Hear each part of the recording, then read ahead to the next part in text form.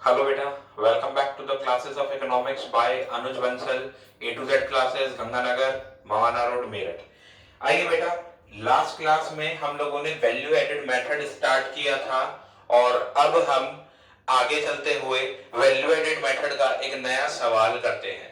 ये थोड़ा सा अलग सवाल है बेटा। इस सवाल में अलग क्या है? इस सवाल में अलग ये है बेटा कि इस सवाल में हमें सेक्टर के हिसाब से फिगर्स दी गई हैं। देखिए, हम बचपन से पढ़ते आए हैं, हमने छोटी क्लासेस में पढ़ा है that any economy has a three parts.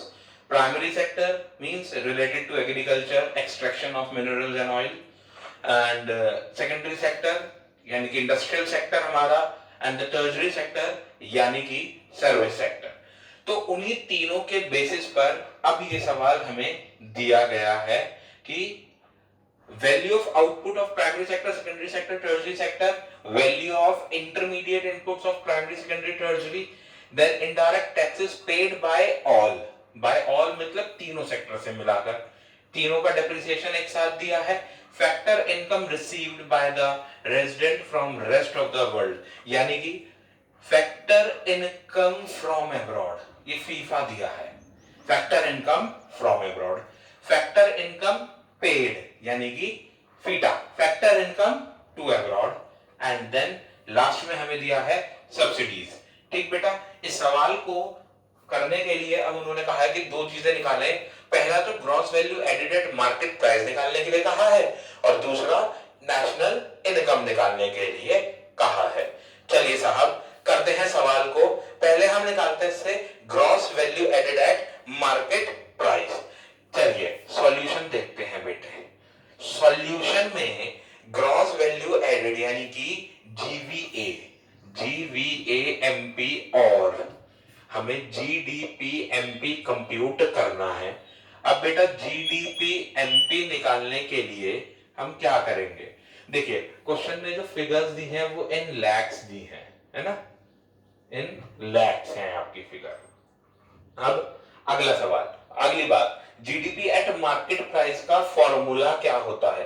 बेटा फॉर्मूला है आपका value of output minus value of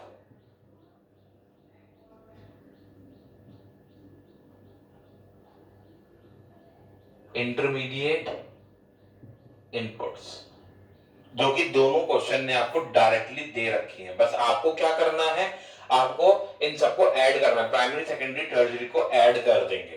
भाई वैल्यू ऑफ आउटपुट क्वेश्चन ने दिया है आपको, वैल्यू ऑफ इंटरमीडिएट इनपुट्स भी दिया है क्वेश्चन ने, लेकिन क्वेश्चन ने क्या करा है, वैल्यू ऑफ आउटपुट को तीन पार्ट्स में बताया है। हमें चाहिए टोटल वैल्यू ऑफ आउटपुट, यानी कि हम तीनों को ऐड कर देंगे।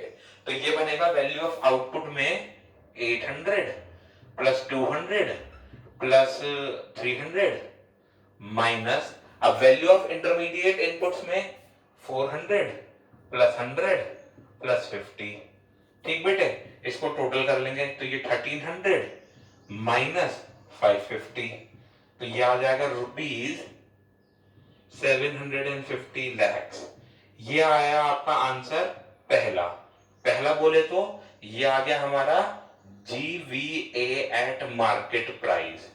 जीवीए एट मार्केट प्राइस आ गया बेटा, यानी कि जीडीपी एट मार्केट प्राइस हमने निकाल लिया। अब जीडीपी एट मार्केट प्राइस निकालने के बाद सेकंड काम है हमारे लिए नेशनल इनकम निकालना है। अब हम बी पार्ट करेंगे, ये था ए पार्ट, अब कर रहे हैं बी पार्ट यानी कि नेशनल इनकम निकालेंगे। नेशनल इनकम निकालने के लिए बेटा हम करेंगे कि हमें चाहिए NNP eight factor cost. NNP eight factor cost निकालनी है तो उसे लिखो बेटे लेफ्ट हैंड साइड पे। आपके पास अवेलेबल क्या है sir? GDP at market price, GDP at market price. Now apply golden rules, conversion rules apply कर दीजिए और आपको आंसर मिल जाएगा। देखिए, मुझे नेट चाहिए, ग्रॉस है, तो ग्रॉस से नेट पे जाने के लिए हम करते हैं minus depreciation. I want national and I have domestic. For that मुझे क्या करना होगा, मुझे n फीफा करना होगा। एन फीफा मुझे निकालना पड़ेगा। एन फीफा निकालने का फॉर्मूला क्या था? N FIFA is equals to FIFA minus FITA. FIFA minus FITA हम कर देंगे, यानी कि फीफा 10 है, फीटा 20 है, आंसर आ जाएगा माइनस का 10। ठीक बेटा, -10 ये आपका आंसर बन गया। ठीक, तो माइनस एन फीफा माइनस, अब क्या करेंगे बेटा, हमें चाहिए फैक्टर कॉस्ट पे और अवेलेबल है मार्केट प्राइस पे। फैक्टर कॉस्ट से मार्केट प्राइस पे जाने के लिए हमें माइनस NIT करना होता है बेटा, और NIT के लिए फॉर्मूला लगेगा IT माइनस सब्सिडीज। अब IT कितना है बेटा? IT की वैल्यू है हमारी 50, सब्सिडीज की वैल्यू है 20, आंसर आ गया 30। ये हो गई हमारी किसकी वैल्यू? ये हो गई NIT की। अब हम वैल्यू पुट करेंगे। जीडीपी एट एमपी है हमारी 750 माइनस डेप्रिसिएशन दिया है क्वेश्चन ने बेटा 80 माइनस एन फीफा जो कि -10 है और माइनस NIT 30 है। इसको सॉल्व करते हैं, आंसर हमारा आ जाएगा 750 माइनस 80 यानी कि 670। 670 प्लस 10 यानी कि 680। 680 माइनस 30 यानी कि 650। NNPFC की वैल्यू आ गई बेटा 650। इसमें कोई सवाल में दिक्कत हो तो बेटा बताएं, हम अब अगला सवाल करेंगे। ठीक है, एक मिनट रुक जाइए, कैलकुलेशंस चेक कर लेते हैं। 750 एक minute, factor income paid is 10 and that is 20. 10 minus 20 is -10.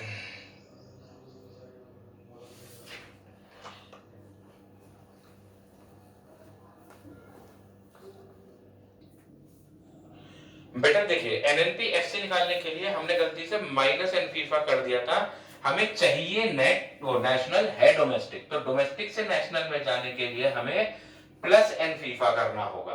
तो जब हम प्लस एन फीफा करेंगे बेटा तो ये हो जाएगा प्लस -10 और नेट इफेक्ट फिर इसका आएगा आपका माइनस का, और आंसर 650 नहीं 650 नहीं आएगा, आंसर 630 आएगा।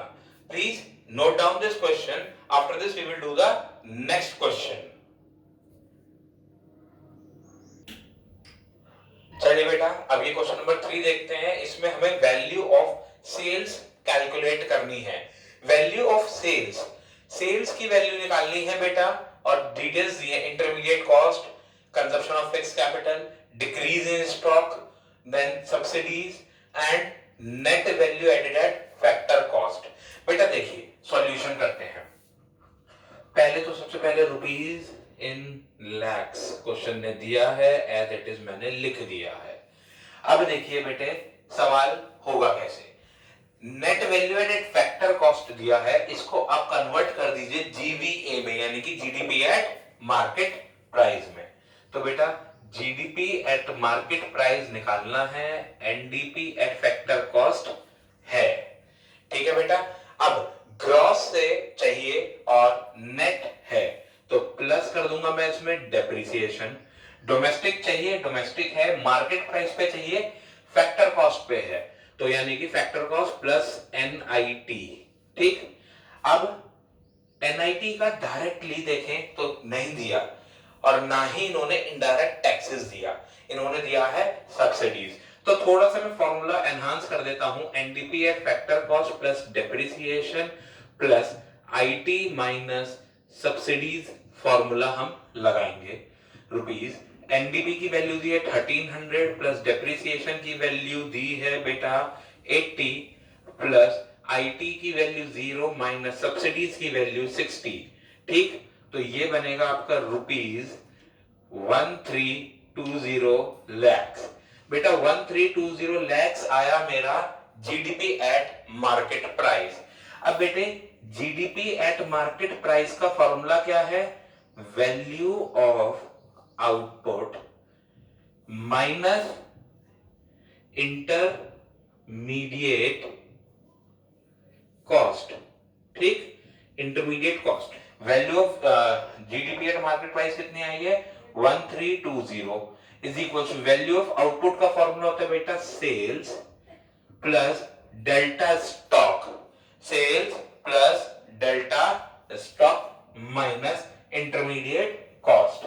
तो ये हो जाएगा आपका 1320 इक्वल्स टू सेल्स प्लस अब डेल्टा स्टॉक यानी कि चेंज इन स्टॉक। बेटा देखिए इकोनॉमिक्स में चेंज को डेल्टा के नाम से भी जाना जाता है। तो चेंज इन स्टॉक कितना है बेटा, डिक्रीज इन स्टॉक दिया है 50, यानी कि डिक्रीज इन स्टॉक दिया यानी कि स्टॉक घटा है, और घटने को कैसे दर्शाएंगे हम, माइनस के साइन के साथ, -50, और माइनस इंटरमीडिएट कॉस्ट है आपकी 700। तो ये हो जाएगा आपको 1320 प्लस देखिए -50 -700 दोनों को जोड़ दें तो ये बन जाएगा आपका -750, और मैं इसे इज इक्वल्स टू के इधर लाऊंगा तो ये हो जाएगा प्लस, तो +750 इज इक्वल्स टू सेल्स। तो बेटे सेल्स की वैल्यू आ गई ₹2070 lakhs. This is the final answer which was demanded by the question. देखिए हमने क्या करा बेटा, हमने नेट वैल्यू एडेड यानी कि एनडीपी एट फैक्टर कॉस्ट को कन्वर्ट कर दिया जीडीपी एट मार्केट प्राइस में। कैसे, नेट से ग्रॉस में यानी कि प्लस डेप्रिसिएशन, डोमेस्टिक ही था, और मार्केट प्राइस चाहिए था, फैक्टर कॉस्ट था तो प्लस एनआईटी करा, 1320 लाख आ गया हमारा GDP at market price. GDP at market price से हमने सेल्स कैलकुलेट करी जो कि आई हमारी 2070 lakhs. Please note down this question. We will continue after this question.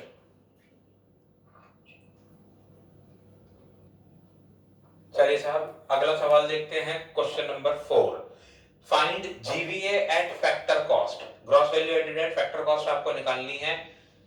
Unit of output sold, price per unit of output, depreciation, change in stock, intermediate cost, subsidies and excise duty, ये 7 items आपको दिए हैं बेटा। आपको GVA at factor cost निकालना है। देखिए सबसे पहले देखिए कि वैल्यू ऑफ आउटपुट मेथड से क्या निकलता है सर, उससे ना जीडीपी एट मार्केट प्राइस या जीवीए एट मार्केट प्राइस निकलता है, जिसका फॉर्मूला है value of output minus intermediate consumption. Value of output का फॉर्मूला होता है sales plus change in stock minus intermediate consumption. Sales नहीं दी सर क्वेश्चन ने, सर सेल्स नहीं दी क्वेश्चन ने, बेटा सेल्स दी है, मन की आंखों से पढ़ेंगे तो सेल्स दी है। अकाउंटेंसी में आप निकालते हैं सेल्स, कैसे निकालते हैं, मैंने कितना सामान बेचा और कितने रुपए के हिसाब से बेचा। मैंने इस सवाल में 2000 यूनिट्स बेची और मैंने 20 रुपए के हिसाब से बेची, तो मेरी सेल्स होगी 2000 मल्टीप्लाइड बाय 20, ठीक, प्लस डेल्टा स्टॉक यानी कि चेंज इन स्टॉक जो कि दिया है -500। सर क्या चेंज इन स्टॉक हमेशा माइनस में आता है? नहीं बेटा हमेशा तो नहीं, लेकिन हाँ सवालों में ज्यादातर माइनस में दिखेगा, थोड़ा सा कंफ्यूज करने के लिए। इंटरमीडिएट कॉस्ट 15000, बेटा मल्टीप्लाई करा 40,000 और ये हो जाएगा माइनस प्लस माइनस और माइनस माइनस प्लस और माइनस का साइन 15,500, ठीक। अब जब आप इसे सॉल्व करेंगे तो दिस विल बी 24,500 रुपीज, ठीक। अब ये आ गया आपका जीडीपी एट यानी कि जीवीए एट मार्केट प्राइस, इसे हम जीवीएएमपी भी कहते हैं, ठीक। अब हमें क्या चाहिए, जीवीएएफसी इज इक्वल्स टू जीवीएएमपी मेरे पास है, मुझे कन्वर्ट करना है इसे एमपी से एफसी में, यानी कि मैं माइनस करूंगा एनआईटी यानी कि GVA minus IT plus subsidies, ठीक है बेटा। ये वैल्यू आपके पास है 24,500 माइनस इनडायरेक्ट टैक्सेस, क्या सवाल ने दिए हैं? नहीं sir indirect taxes naked eye से देखने पर तो नहीं दिए, लेकिन उसने आखिरी आइटम जो लिखी है एक्साइज ड्यूटी के नाम से बेटा, ये एक्साइज ड्यूटी क्या होता है? ये एक्साइज ड्यूटी आपके लिए इनडायरेक्ट टैक्स है, सभी के लिए इनडायरेक्ट टैक्स है। तो आप इसे इस सवाल में इनडायरेक्ट टैक्स की जगह यूज करें, -8,000 और प्लस सब्सिडीज 3,000, सॉरी माइनस, ठीक। तो this will be ₹24,500 minus 5,000. This will be ₹19,500. Gross value added at factor cost is 19,500. Please note down this question. After this question, we will be going to the last topic of this method, that is the precautions of value added method. Please note down the question. चलिए बेटा, last topic of this value added method is precautions of value added method, कि हमें value added method को use करते time किन किन बातों का विशेष रूप से ध्यान रखना है। Sale and purchase of second hand goods is not included, ये हमने पहले भी एक बार समझा है, क्योंकि बेटा सेकंड हैंड गुड्स के केस में सिर्फ place, physical place of money and goods is changed, no income is generated. Then commission earned on account of sale and purchase of second hand goods is included. Definitely second hand goods को बेचने या खरीदने पर अगर कोई commission की payment की गई है तो उसे इंक्लूड किया जाएगा, क्योंकि बेटा वो जो कमीशन है वो एक सर्विस रेंडर करने के लिए दी गई है। कमीशन एजेंट को दी है आपने कमीशन, क्योंकि उस एजेंट ने अपनी सर्विस प्रोवाइड करी है और वो हर बार प्रोवाइड होती है, तो इसीलिए वो इंक्लूड की जाएगी। On account production of goods of the product producing units is included. Producing units यानी कि प्रोड्यूसर जो भी अपने लिए गुड्स बनाता है उसकी वैल्यू को आप इंक्लूड करेंगे।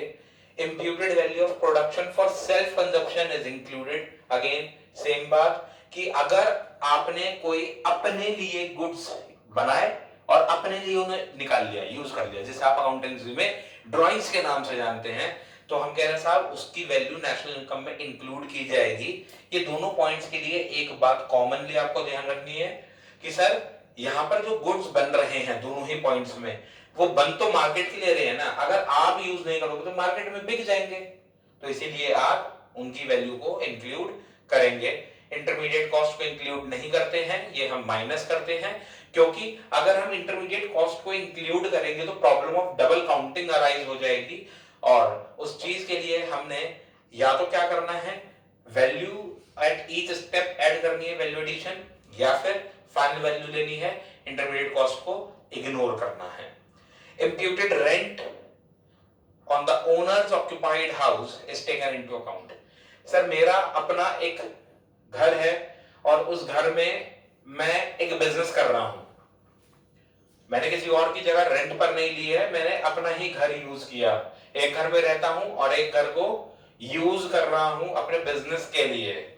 तो अगर वो मेरा अपना घर है तो मैं रेंट तो पे नहीं कर रहा हूंगा, लेकिन एक एस्टिमेटेड रेंट मुझे कैलकुलेट करना पड़ेगा कि अगर ये घर मेरे पास ना होता तो किसी और का लिया होता किराए पे, तो मैं कितना किराया भरता, या अगर मैं यहां पर बिजनेस ना कर रहा होता तो मैं ये प्रॉपर्टी कितने पे किराए पे दे देता। जो भी वो वैल्यू होगी वो एक एस्टिमेटेड वैल्यू होगी, उसे इंप्यूटेड भी कहते हैं, एस्टिमेटेड को इंप्यूटेड भी कहते हैं। तो imputed rent on the owner occupied house is taken into account, उसको आप इंक्लूड करेंगे। और अगर कोई सर्विस खुद के कंजप्शन के लिए आपने यूज करी है तो आप उसे इंक्लूड नहीं करेंगे। बेटा जैसे कि हमने बात करी सर्विसेज की, तो हम देखते हैं एक टीचर अपने ही बच्चों को पढ़ा रहा है, मैडम जो है आपकी वो अपने ही बच्चों को पढ़ा रही है अपने घर पे, तो सर वहां पर आप उसकी वैल्यू कैलकुलेट नहीं कर सकते, दैट इज व्हाई उसको आप इंक्लूड नहीं करेंगे। एक टेलर ने अपने लिए शर्ट सिल ली, तो कितने पैसे लेता है वो शर्ट सिलने के, इस बात से कोई मतलब नहीं है, वो उसने अपने लिए सिली है। एक टैक्सी ड्राइवर ने अपनी टैक्सी में अपने परिवार को कहीं वो ले गया, तो भाई साहब उसने सर्विस तो जनरेट करी है, वो ड्राइविंग तो कर रहा है, लेकिन यहां पर आप ये नहीं कहेंगे कि अगर अपनी फैमिली की जगह किसी और फैमिली को ले जाता तो क्या खर्चा आता। देखिए, जो उसका पेट्रोल लग रहा है उसको तो आप इंक्लूड करेंगे क्योंकि वो गुड्स हैं, लेकिन जो सर्विसेज उसने रेंडर करी हैं उन्हें आप इंक्लूड नहीं करेंगे। बात समझ में आती है। With this topic precautions of value added method, हमारा वैल्यू एडेड मेथड भी खत्म हो गया है बेटा, और अब हमारे पास बहुत थोड़ा सा पोर्शन बचा है नेशनल इनकम को खत्म करने के लिए। And I would like to say बेटा, do watch the classes, previous classes अगर आपने नहीं देखी हैं तो आप उन्हें जरूर देखें और अपने इस चैप्टर को यहां तक कंप्लीट करें। एंड आप लोगों की बहुत सारी क्वेरीज आ रही हैं मेरे पास बेटा, उन क्वेरीज के लिए what I had decided is कि at the end of the chapter, यानी कि जब हम इसके बाद का एक जो टॉपिक बचा है उसको खत्म कर लेंगे, हम आप सबकी क्वेरीज एक सेशन में एक्सप्लेन कर देंगे। ठीक है बेटा, चलिए subscribe the channel and like the videos and share it with your friends. Bye bye, take care.